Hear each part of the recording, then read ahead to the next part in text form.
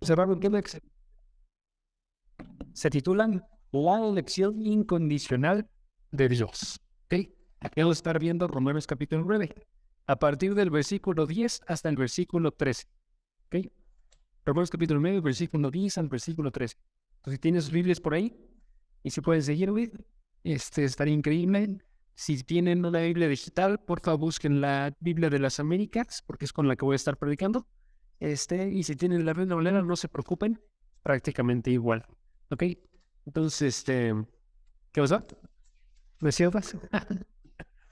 Sí. Vamos a leer, ¿va? Voy a comenzar leyendo los versículos y luego les doy un breve resumen de lo que ya observamos. Porque venga, ya pasaron como 3 semanas del último estudio. Entonces sí puede olvidar. Ok. Sí puede sí puede olvidarse de lo que ya vimos, ¿no? Entonces vamos a leerlo y les repito qué es lo que hemos observado hasta ahorita, ¿va?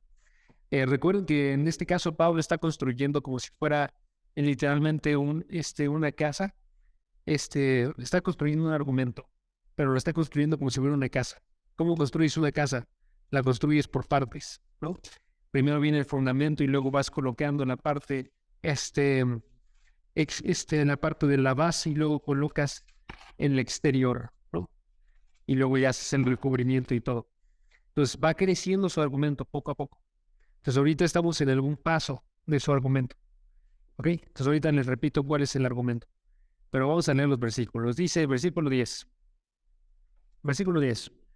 No solo esto, sino que también Rebeca consiguió mellizos de uno, nuestro padre Isaac.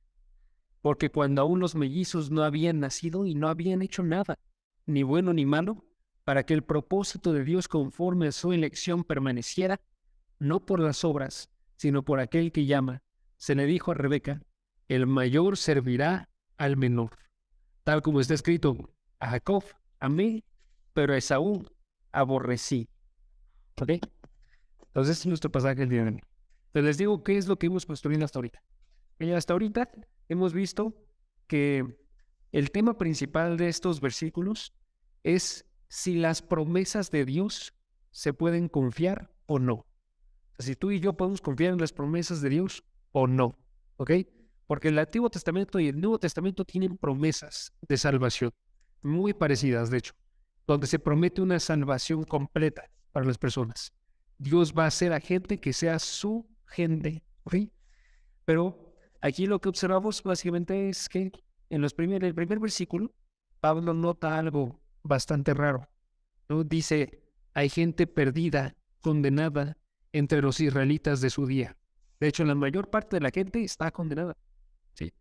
En los días de Pablo habían rechazado a Jesucristo y en ese momento él estaba predicando y seguían rechazándolo de lugar en lugar, de ciudad en ciudad, en las sinagogas, o sea, los judíos. Entonces, alguien puede preguntarse, ¿podemos entonces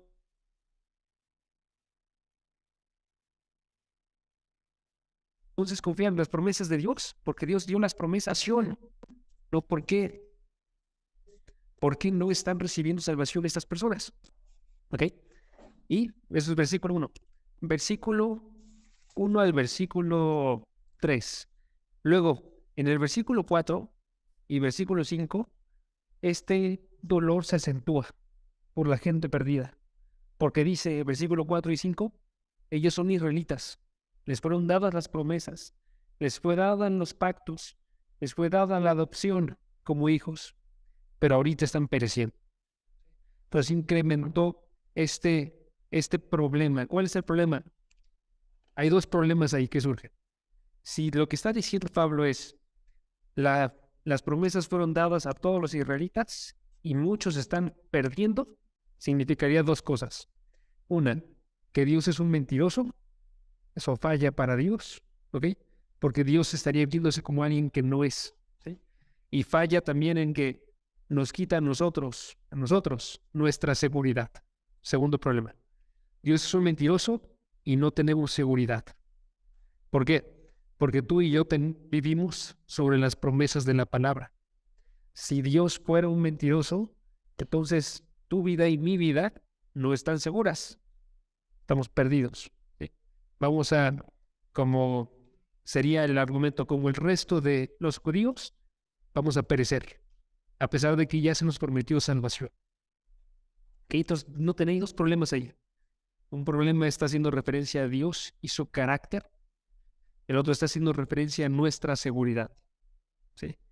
Si yo quiero que Dios sea bien visto y que tengamos seguridad nosotros, tenemos que resolver este problema.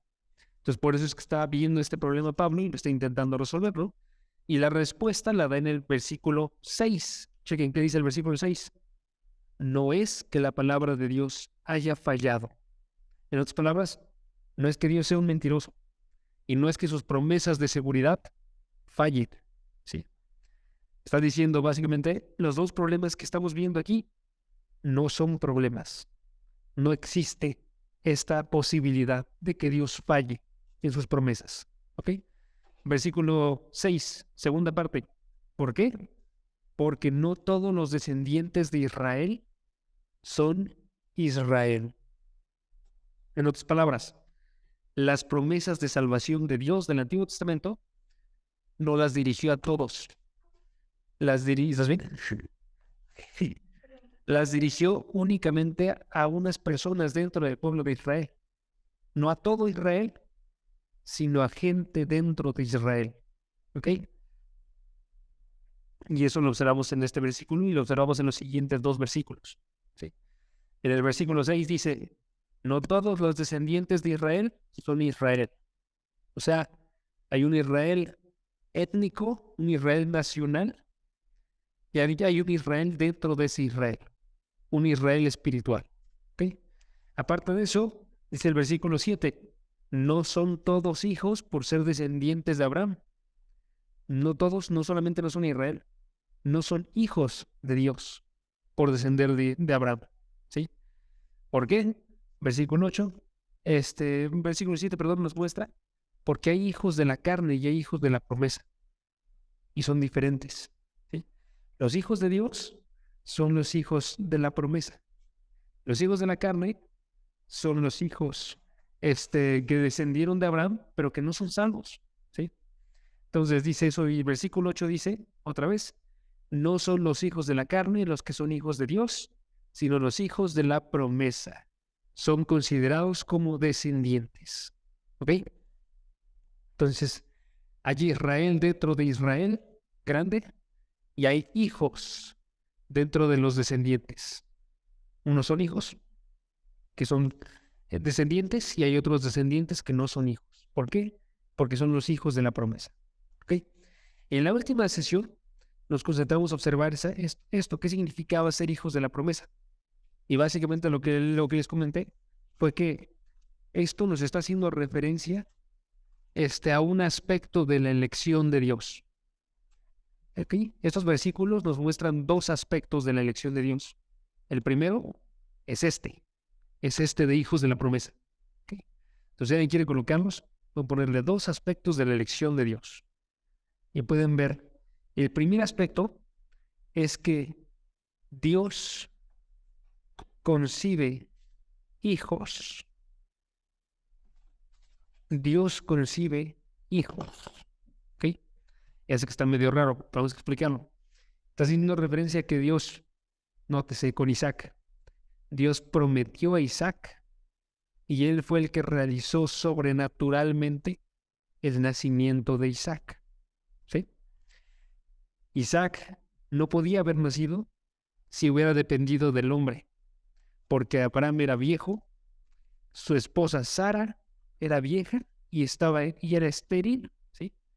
Entonces, si fuera de parte de los hombres, no podría haber nacido Isaac. Pero sin embargo, Dios intervino, dijo, va a nacer, y nació. ¿Sí?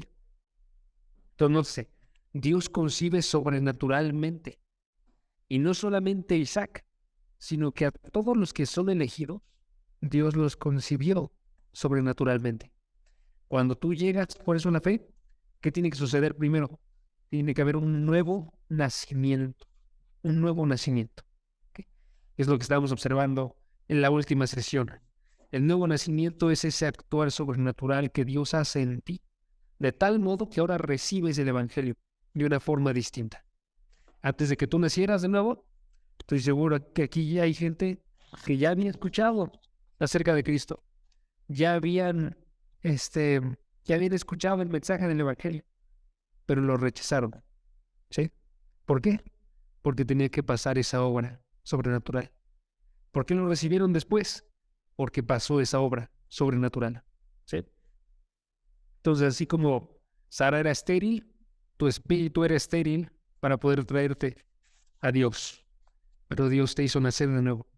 ¿Ok? Entonces, ese es el primer aspecto. Entonces, en la elección de Dios, nótese que su elección no solamente es, voy a seleccionar a esta persona, sino a esta persona que seleccioné, voy a hacerla nacer de nuevo. Así es la elección de Dios. Lo que elige, después actúa. ¿Ok? Ese es el primer aspecto. ¿Ok? Y el segundo aspecto es el que vamos a ver el día de hoy. El segundo aspecto es de la elección de Dios, es que sucede de forma incondicional. La elección de Dios sucede de forma incondicional. ¿Okay? Eso es lo que vemos en estos versículos. ¿Qué significa que algo sea incondicional, amigos? Pregunta a los que están aquí. ¿Cómo ven? ¿Qué significa que algo sea incondicional? Que no va a depender. Ajá, que no tiene una condición, ¿no? Para que algo sea condicional significa, ¿va a suceder esto? Sí, y solamente sí sucede esta otra cosa. ¿Sí? Incondicional es, independientemente de cualquier otra cosa, va a pasar esto. Es un ejemplo, ¿no? En este caso, cuando hace referencia a la elección, se está diciendo básicamente que Dios no elige a las personas por alguna razón específica que hay en ellas.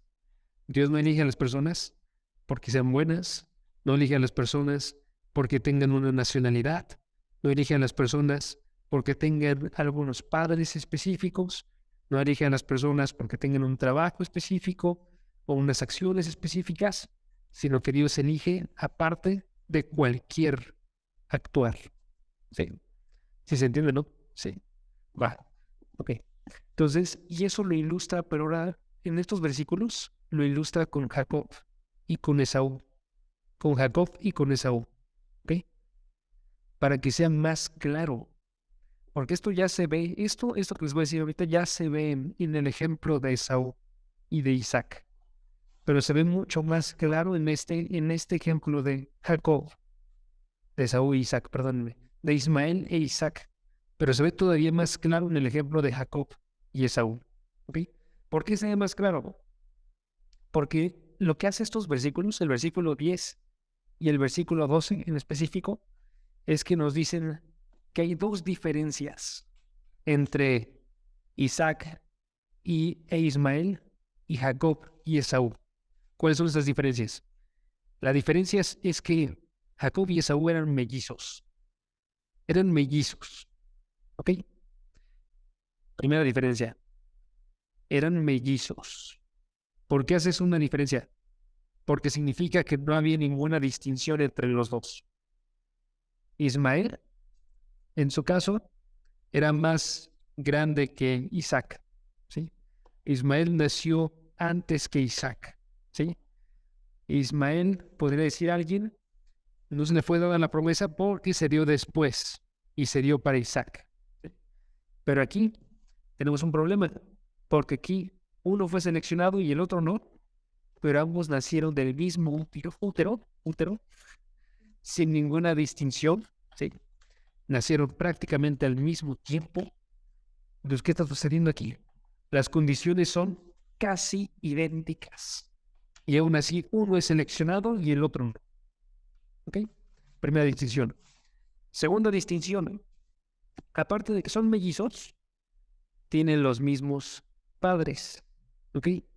Tienen los mismos padres. Chequen, hay que leer el versículo 10 para observar esto. Dice el versículo 10. Romanos 9, versículo 10. Dice, y no solo esto, o sea, no solamente vemos el punto en Isaac e Ismael, ¿ok? Sino que también Rebeca la esposa de Isaac, Rebeca concibió mellizos de uno, nuestro padre Isaac. ¿Ok? Entonces, tiene el mismo padre, tiene la misma madre. Es Rebeca, tuvo mellizos, misma madre, mismo padre. ¿Sí? ¿Por qué? Porque alguien podría haber dicho del ejemplo de Ismael y de Isaac. Ismael no fue seleccionado porque él no fue concebido por Sara. Fue concebido por una mujer gentil, Agar, ¿sí? Y entonces estaría perdiendo de forma completa. ¿Cuál es el punto? El punto es que no depende de la nacionalidad, no depende de los padres. ¿Por qué? Por aquí se está notando, son los mismos padres y aún así uno es seleccionado y el otro no. ¿Sí? Para nosotros eso puede no tener tanta relevancia como para ellos, pero tenemos que darnos cuenta que eso ya está eliminando todo distintivo humano. ¿Sí? Les digo, para ellos era más grande porque estamos hablando del pueblo judío, que se diferenciaba del pueblo gentil, todas las demás personas. Pero para nosotros nos dice, la elección de Dios no depende de distintivos humanos, porque aunque suceda las mismas características de nacimiento para dos personas, puede que uno esté seleccionado y el otro no lo esté. ¿Sí? ¿Ok? Entonces ahí está avanzando esa idea. Y ya en estos versículos, noten, entonces está haciendo referencia a esta misma idea. Son mismos padres, mismas condiciones. Y en el versículo 11 destaca otra característica más. ¿Cuál es la característica más que diferencia, que nos ayuda a observar esto? Noten cuál es. Voy a leer la primera parte del versículo 11. ¿Ok? ¿Cuál es? Dicen, porque cuando aún los mellizos no habían nacido y no habían hecho nada, ni bueno ni malo, sáltense hasta el versículo 12, se le dijo a Rebeca, el mayor servirá al menor. ¿Okay? Nos saltamos ahí nada más porque la oración continúa ahí. ¿Okay? En la parte del medio la vamos a ver, pero noten que la oración continúa ahí. ¿Sí? No habían nacido, no habían hecho nada, ni bueno ni malo. Y aún así se le dijo a Rebeca, el mayor servirá al menor. ¿Okay? ¿Qué está pasando aquí? Está diciéndonos qué tan incondicional es la elección de Dios. ¿Por qué? ¿Por qué? Porque está diciendo no se basa aún en lo que iban a hacer. No se basa en lo que habían hecho. ¿Sí? No habían hecho nada, ni bueno ni malo. Entonces no importaba el comportamiento, no importaba su actitud, no importaba su fe, no importaban sus padres, versículo pasado. Y aún así, uno es elegido y el otro no. ¿Ok? ¿Se notan la diferencia? En muchas ocasiones se confunde la doctrina de la elección y se dice lo que hace Dios es que elige a los que le van a recibir. Esto elimina por completo esa opción. ¿Sí? Porque está diciendo, fue elegido uno sobre otro sin que hubieran hecho nada, ni bueno ni malo. ¿Sí? Nada bueno para ser calificados y elegidos, o nada malo para ser descalificados, ¿sí? Y aún así uno es elegido y el otro no. ¿Ok? Y nótese que lo que se está hablando aquí, se está hablando acerca de su futuro. Y de hecho no solamente su futuro de ellos, en específico, individuos, sino su futuro de ellos y de las personas que iban a descender de ellos. ¿No? Porque se dice ahí, se le dijo, versículo 12, se le dijo a Rebeca, el mayor servirá al menor. Esa es una cita. Es una cita que está en Génesis capítulo 25, versículo 23. ¿Ok? Génesis 25, 23. Agarran, es donde está este versículo, y dice, se los voy a leer, si alguien puede llegar ahí, también lo pueden ver. Génesis 25, 23. Dice, el Señor le dijo a Rebeca, dos naciones hay en tu seno, y dos pueblos se dividirán desde tus entrañas. Un pueblo será más fuerte que el otro, y el mayor servirá al menor. ¿Sí? Entonces se decide su destino de ellos, y se decide el destino de las naciones, sin importar qué habían hecho ninguno de los dos. ¿Ok? Ahora, entonces, esto que estamos hablando aquí es la doctrina de la elección incondicional. Por eso, porque no hay condiciones que Dios busque en alguna persona, sean buenas o sean malas, que los diferencien para ser elegidos. Uno, ¿ok? Les decía, no comportamiento, no importa su actitud, no importa su fe, no importan sus padres, como motivo para que Dios los elija a ellos. ¿Ok? No importa como motivo para que Dios los elija a ellos. ¿Ok? Ahora, aquí tengo que tener una pausa porque puede suceder el error en alguno de nosotros que interprete, ok, como no importa nuestro comportamiento, nuestra actitud, nuestra fe y nuestros padres para que Dios nos elija, entonces quizás tampoco importa nuestra actitud, nuestro comportamiento, nuestra fe para que yo sea salvo, ¿sí? Y estaremos hablando de dos cosas distintas, ¿ok? Esta persona podría estar diciendo entonces, mi vida, mi fe no anulan que Dios me eligió. Aunque no tenga fe, aún así voy a estar salvo. Y eso sería un error completo. ¿Ok? ¿Por qué? Porque esta enseñanza que les digo ahorita la voy a armonizar, pero esta enseñanza está a la par de otra enseñanza más. La enseñanza de que necesitamos de una fe auténtica. ¿Sí? Necesitamos una fe auténtica nuestra en Cristo para ser salvos. Necesitamos de un arrepentimiento verdadero, cada uno propio, para ser salvos. ¿Sí? Tenemos que considerar nuestras decisiones y nuestra responsabilidad sobre cada una de ellas. Porque cuando vayas tú bueno, no, déjame pasar otra vez.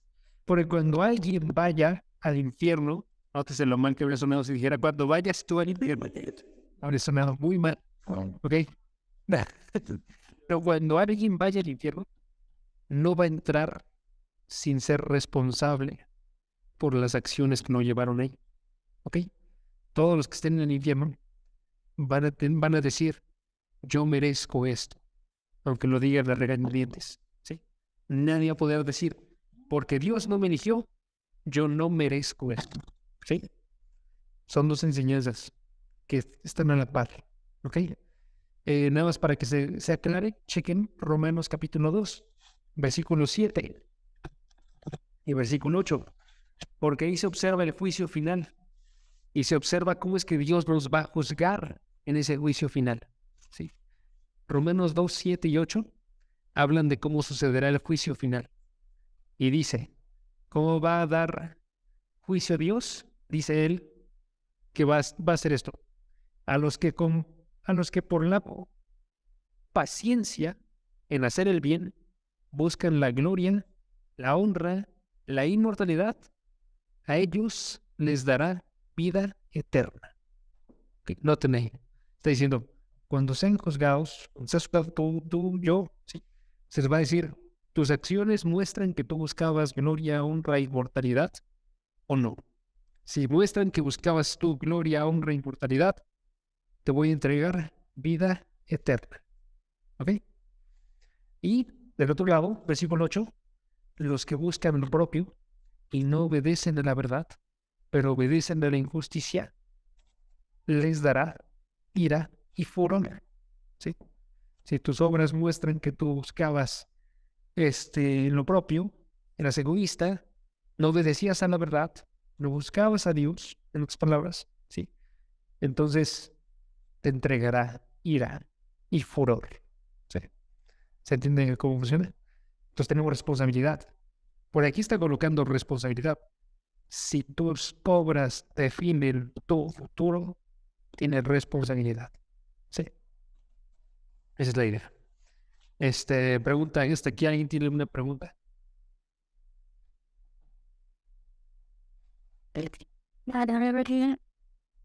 Puede tener algunas. Si quieren, a mí no me gusta bien aquí. ¿Tienen alguna pregunta? Díganla.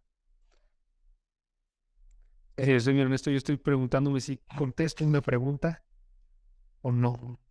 O sea, no es un específico que yo tengo, pero si no tienen la duda, mejor no se las pongo. ¿Cuál es? Pero, los dos, o sea, bueno, pero esperando, va, pero era como que la soberanía de Dios, aún así está por encima de. Ah, ok, está perfecto, sí, sí, sí. Sí, ahorita, eso sí lo voy a decir, entonces no pasa nada. Sí, va. O sea, si no hay ninguna duda, continúo. ¿Ok? Lo que sucede entonces, ¿cómo reconciliamos estas dos ideas? Esta idea de que tú tienes responsabilidad y en el día del juicio se van a observar tus obras para juzgarte, ¿sí? Ya sea para bien o para mal. Y esta idea de que Dios elige gente antes de que nazca y Dios elige a cierta gente para que sean salvas y cierta gente para que no lo sean, ¿sí? Básicamente lo que sucede es que lo que hace la elección incondicional, su punto es sacar toda exaltación que podamos tener nosotros de esta segunda idea que acabamos de ver. Porque alguien podría decir, ok, ahorita se va a hacer más claro, no se preocupe. Alguien podría decir, como yo voy a ser juzgado si busqué el bien, honra, inmortalidad y gloria, significa que yo me gané mi salvación, ¿sí? Y si alguien piensa eso, pues va a decir, yo entonces soy el que triunfa. Yo soy el que hizo todo para conseguir esto, ¿sí? Dios me está dando lo que yo merezco. En otras palabras, ¿sí? Eso es exaltación. Me estoy viendo a mí como superior. ¿Eh? Pero esta elección incondicional quita eso. Porque esta elección incondicional dice, tú solamente obraste bien y buscaste gloria y honra e inmortalidad porque Dios te eligió a ti. Si Él no te hubiera elegido, tú no lo habrías buscado. ¿Sí? Por tanto, no puedes tú atribuirte a ti mismo el haber buscado gloria, honra e inmortalidad. ¿Sí? ¿Se entendió? A ver, otra vez.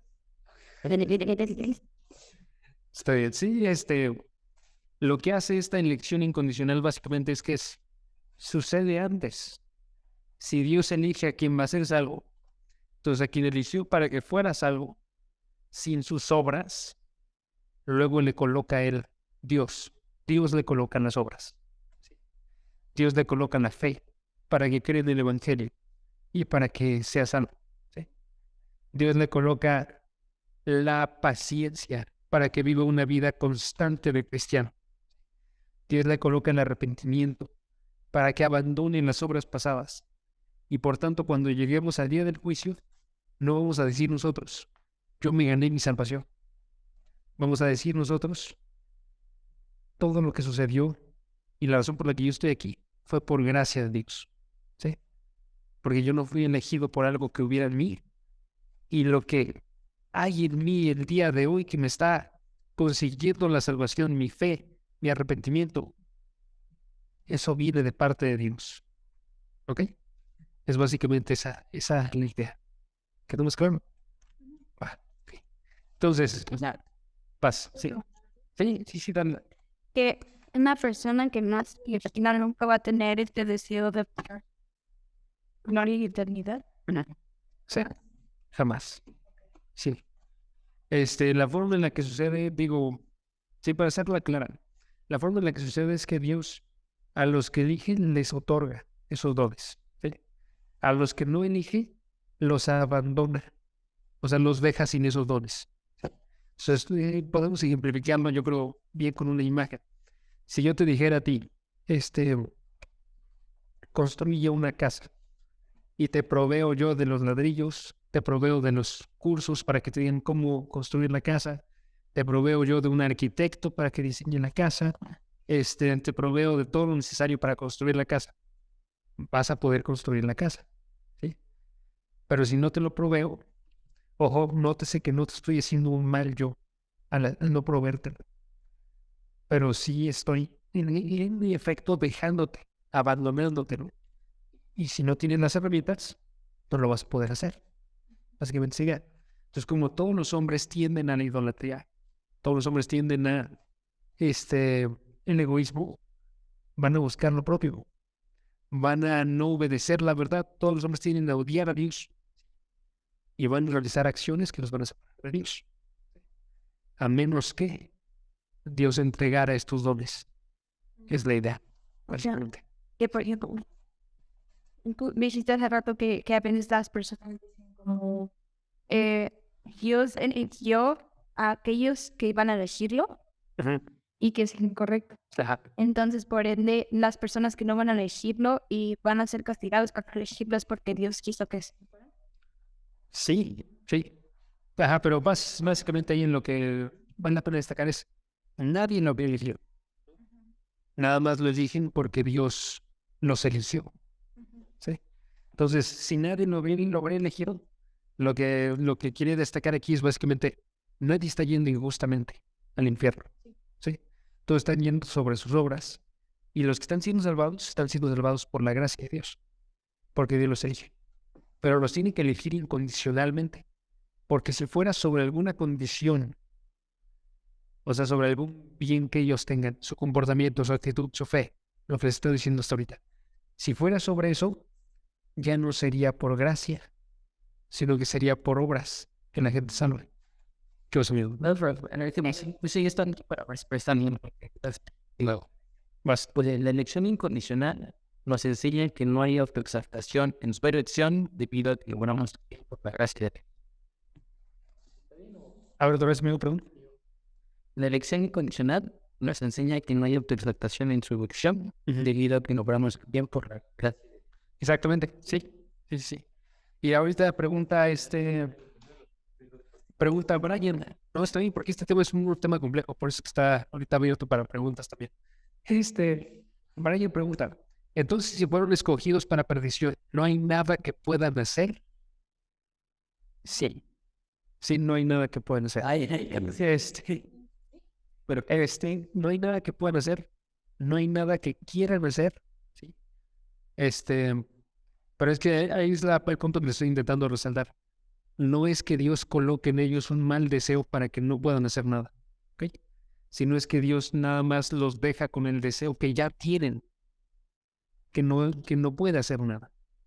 Tú y yo, como pecadores, no queremos a Dios y no buscamos a Dios.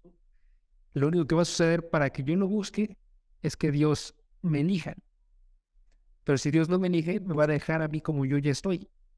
Y entonces, como yo ya estoy, voy a decidir, yo quiero ir al infierno. Lo voy a decir con mis acciones, lo voy a decir con mis obras. Pero es que no va a haber, eso tenemos que darnos cuenta. Me chequen, a ver, si puede ser intuiteable esto. No va a haber una sola persona en el cielo que sin el actuar de Dios hubiera dicho, yo quiero a Dios. ¿Sí? Y no va a haber una sola persona en el infierno que hubiera dicho, sin el actuar de Dios, yo habría, intentando ver cómo podría ofrecerlo para que se entienda, pero no va a haber una sola persona en el infierno que no diga, yo no quiero estar aquí. La forma más sencilla en la que puedo decir. Sí. Yo no debería estar aquí. Sí. Exactamente.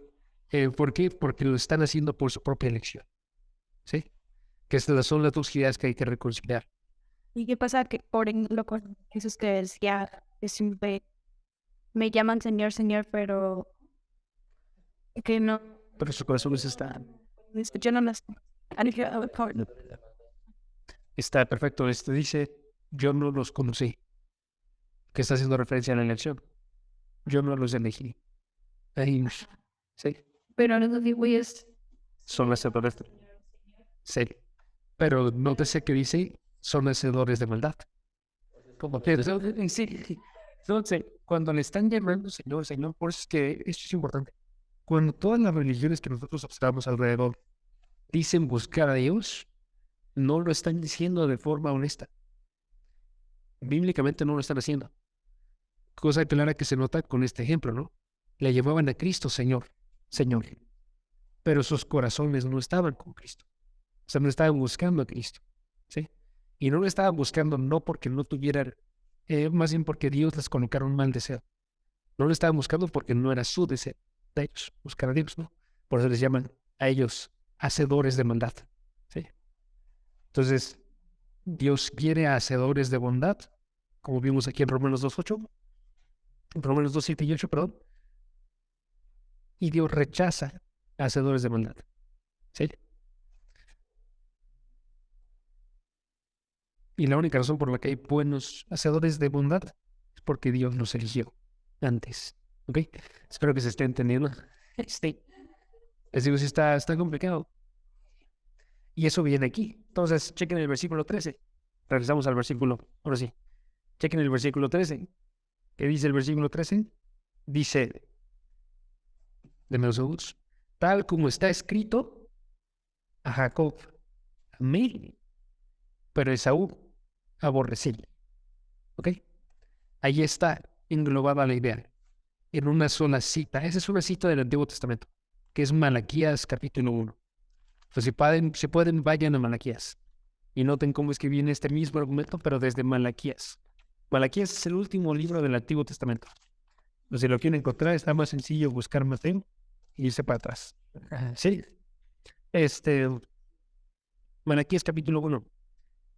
Tal como está escrito, a Jacob a mí, pero a Esaú aborrecí. ¿Okay? Y tenemos que preguntarnos, ¿qué significa a Jacob a mí? ¿Y qué significa a Esaú aborrecí? ¿Ok? Porque lo que significa esas dos palabras es lo que nos va a revelar si lo que yo estoy diciendo ahorita es cierto o no es cierto. ¿Sí? Si Dios ciertamente sí elige a personas para salvación y les provee de las cosas que necesitan para salvación, y si elige a personas para condenación y los abandona para que continúen esos caminos. ¿Ok? Entonces, Malaquías capítulo 1. Vamos a leer el versículo 1 al versículo 3. ¿Ok?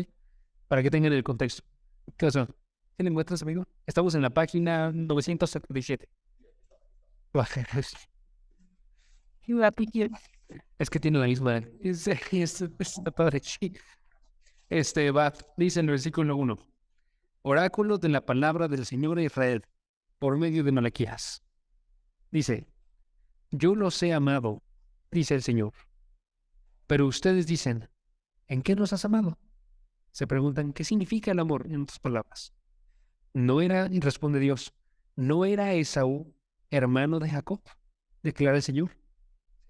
Sin embargo, yo amé a Jacob y aborrecí a Esaú, e hice de sus montes desolación, y di su heredad a los chacales del desierto. ¿Ok? Ahí está la explicación.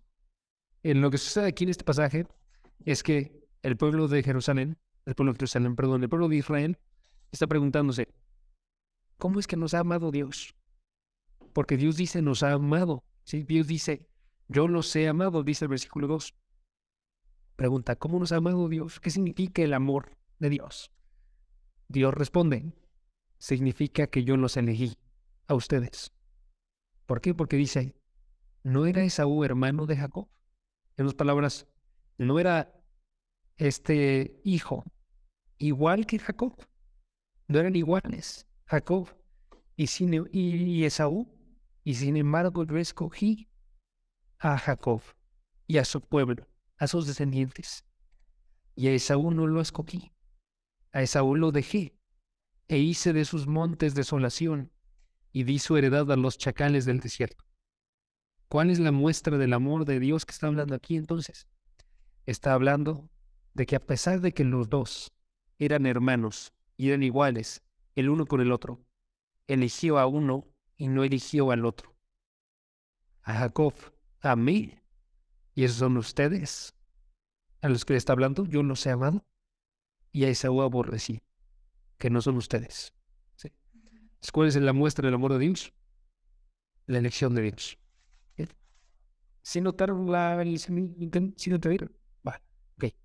Entonces noten, esto nos dice algo. Nos dice que nunca podremos nosotros comprender la plenitud del amor de Dios hasta que no comprendamos lo que significa ser elegidos por Dios. ¿Ok? No voy a poder comprender qué significa el amor de Dios hasta que no comprenda qué es lo que significa ser elegido por Dios. sin ninguna acción mía, sin ninguna obra, sino solamente por la pura elección libre de Dios. Y en ese momento ya experimento el amor de Dios. En ese momento veo, Dios, tú me estás amando, me amaste con esta elección, y se nota porque no dependió de nada lo que hice, sino puramente de tu amor y nada más. ¿Sí? Por eso nos ayuda a entender el amor de Dios. Por eso si yo fuera a ser alguien que rechaza esta doctrina, me perdería del amor de Dios. Me perdería de un entendimiento claro de cómo es el amor de Dios. ¿Ok? Y ahora la siguiente frase. Pero a Esaú aborrecí. ¿Qué significa que Esaú aborreció? ¿Sí? ¿Qué significa? Algunos dicen, cuando dice Esaú aborrecí, nada más significa que lo amé menos. Pero eso no puede ser, porque el pasaje dice, noten, dice en el versículo 3, hice de sus montes desolación y di su heredad a los chacales del desierto. Versículo 4, aunque Edom, que es otra forma de llamarle a Esaú, aunque Edom dice, hemos sido destruidos, pero volveremos y edificaremos las ruinas, el Señor de los ejércitos dice, ellos edificarán, pero yo destruiré. Yo destruiré. Y los llamarán territorio impío y pueblo contra quien el Señor está indignado para siempre. ¿Ok? Entonces, aborrecí no puede significar solamente que los amo menos. Significa algo más allá. Sí. Y lo que significa, la forma en la que lo vamos a observar ahorita, es básicamente que Dios los abandonó para que continuaran en sus caminos impíos. ¿Ok? Lo repito. Dios los abandonó para que continuaran en sus caminos impíos. ¿Ok? ¿Por qué? Porque dice el versículo, chequen el versículo 4, es en el que nos vamos a concentrar. Dice el versículo 4, en la segunda mitad, el Señor de los ejércitos dice así, ellos edificarán, pero yo destruiré, y los llamarán territorio impío. Es la primera palabra importante para ahorita. Impío. ¿Sí?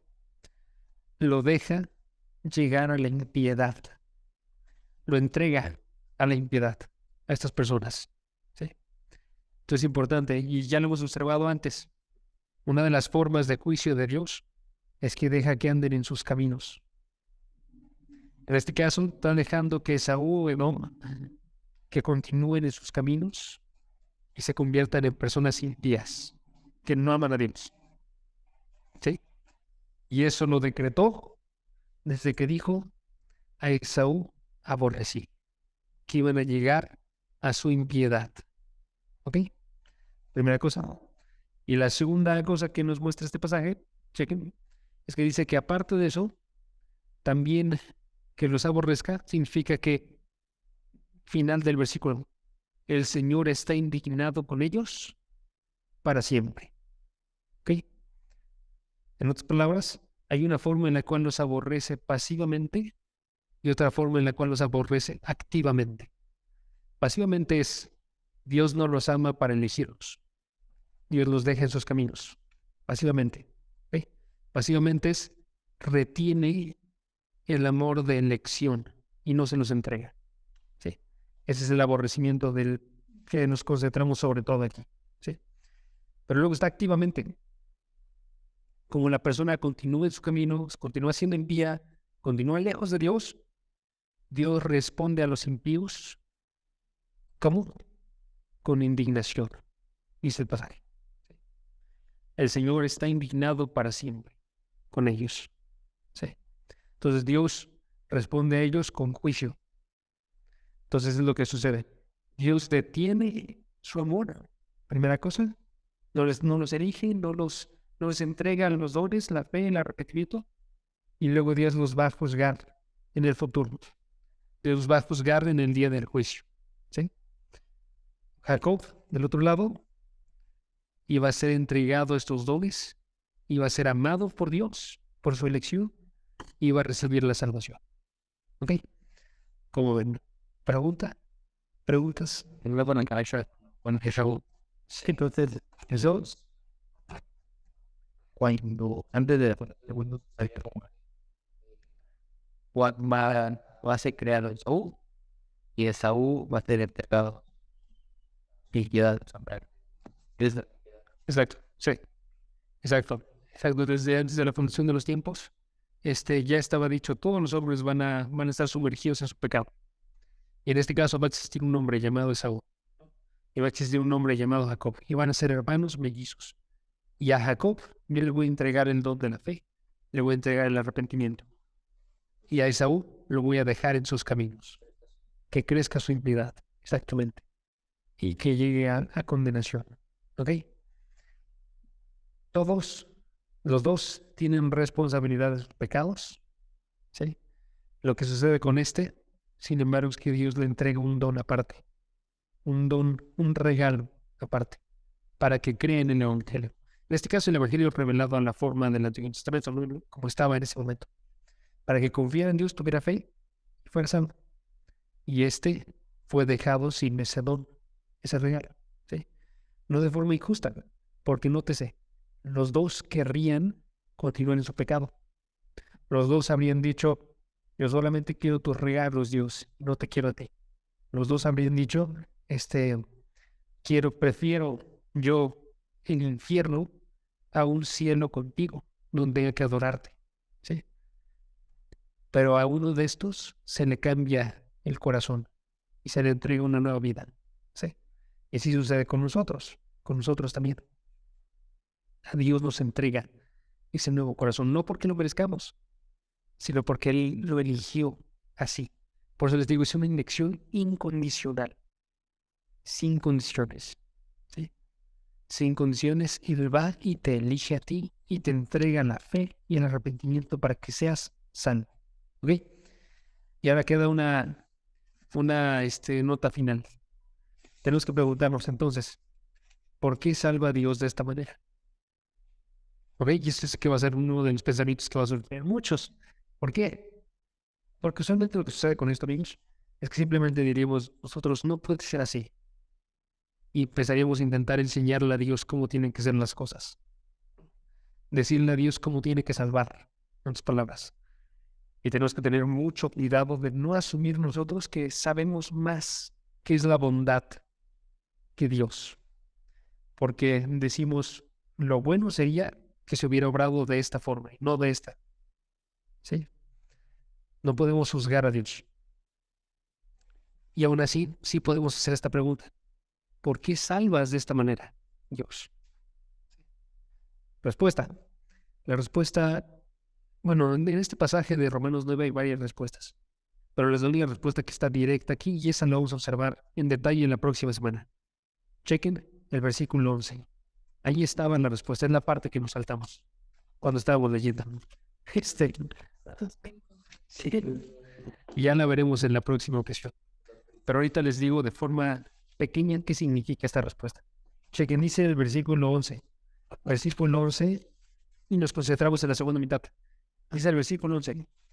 Cuando unos mellizos no habían nacido, no habían hecho nada, ni bueno ni malo, ahí está la respuesta, para que el propósito de Dios, conforme a su elección, permaneciera, no por las obras, sino por aquel que llama. Se le dijo a Rebeca, el mayor servirá al menor.